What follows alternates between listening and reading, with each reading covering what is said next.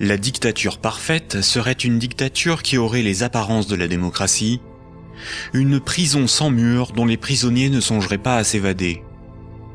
Un système d'esclavage où, grâce à la consommation et au divertissement, les esclaves auraient l'amour de leur servitude. Aldous Huxley, dans Le meilleur des mondes. La croissance, essentielle à la domination de la finance, nécessite des travailleurs consommateurs dociles et manipulables. La télévision les divertit par les jeux, les séries, le voyeurisme de la télé-réalité et un flot d'informations brutes, sans aucune analyse, ne jouant que sur la force des images, l'émotionnel et les peurs primaires. On y fait l'apologie de l'oligarchie, des idoles, du consumérisme, de la légèreté, du sexe et de la bêtise. Consommer, c'est être libre et heureux, réfléchir est futile et ennuyeux.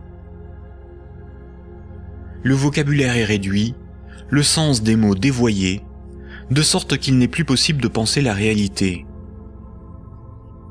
L'éducation est réduite à une forme de conditionnement à la servitude et d'insertion professionnelle.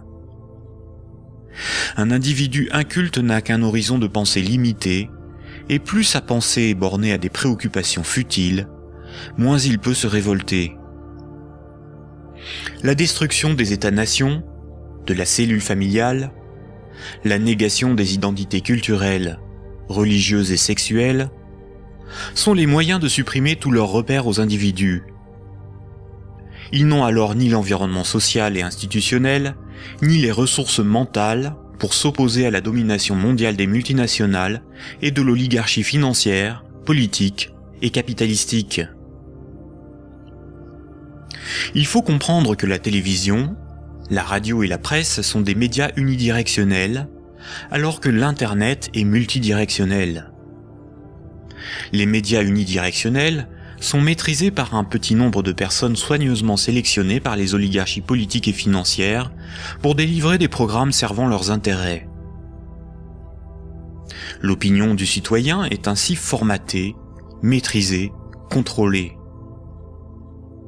À l'inverse, sur l'Internet, tous les intellectuels, philosophes et journalistes peuvent s'exprimer, partager leurs analyses, et le citoyen peut librement choisir ses sources d'information, partager ses opinions et en débattre.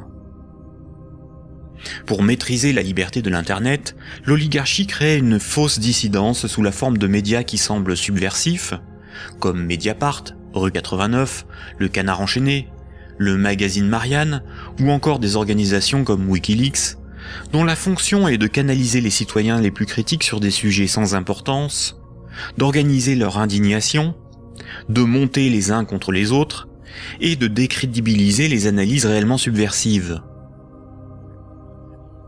Et quand le prêt-à-penser perd trop de terrain, la liberté d'opinion et d'expression n'existe plus. L'Internet tout entier est diabolisé au nom de la démocratie, de la République, ou encore de la lutte contre un terrorisme fictif ou fabriqué.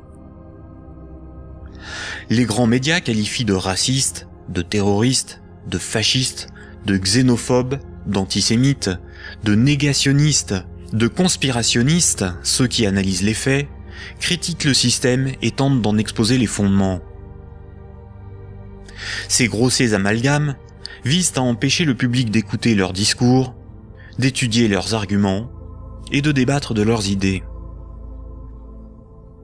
Tout comme ce sont les banques qui décident ce qui doit être financé en fonction de leurs intérêts, dans les médias dominants, c'est l'oligarchie qui décide l'information qui doit être diffusée en fonction là aussi de ses propres intérêts.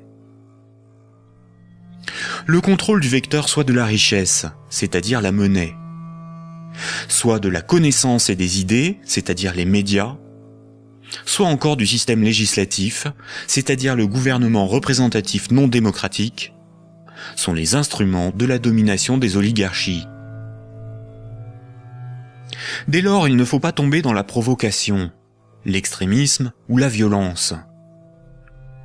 La violence et la provocation sont ce que le système attend pour justifier la censure, le contrôle d'Internet et la mise en place d'un État policier. Il ne faut pas non plus dépenser son énergie sur des détails. Il faut au contraire remettre en cause les fondamentaux sur lesquels repose ce système de domination.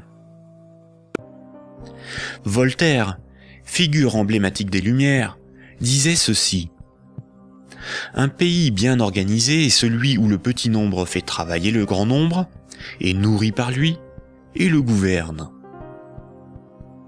Si le pouvoir était donné au peuple, il aurait défendu ses intérêts propres au détriment de la minorité des riches, des notables et des banquiers.